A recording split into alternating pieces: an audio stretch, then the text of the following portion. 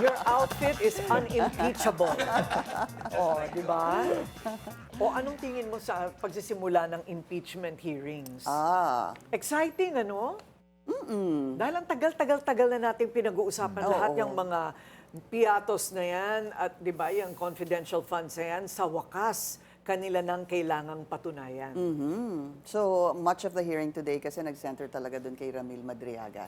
Yung sinasabing alleged bagman ni Vice President Sara Duterte. So, madami siyang sinabi, di ba yung linya nga niya kanina, hindi na ubos ang confidential funds in 11 days within 24 hours.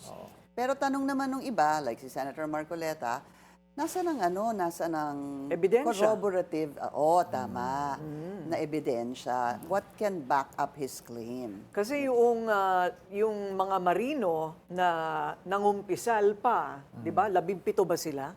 17 Marines sa sinasabing sila ay nag-deliver din ng malamaletang pera mula kay Saldico. Tama ba? Okay. Namatay na lang yung alegasyon na yon dahil wala daw corroborative evidence. So, alam nga namang ibang standards nila dito in the case of the Vice President. Yun nga lang, ang malinaw na patunayan ni Madriaga, sabi nga ni Isaiah kanina, ay kilala naman pala niya yung Madriaga.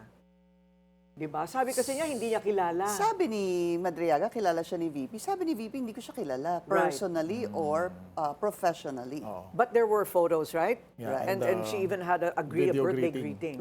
Oo, yun. Pero yung pagdala ng pera, yun ang hihintayin pa natin kung mapapatunayan. Kasi may sinabi siya, di ba, yung duffel bag sa Laguna. Meron siyang parang sinasabi na political figure, pero hindi niya minention sino.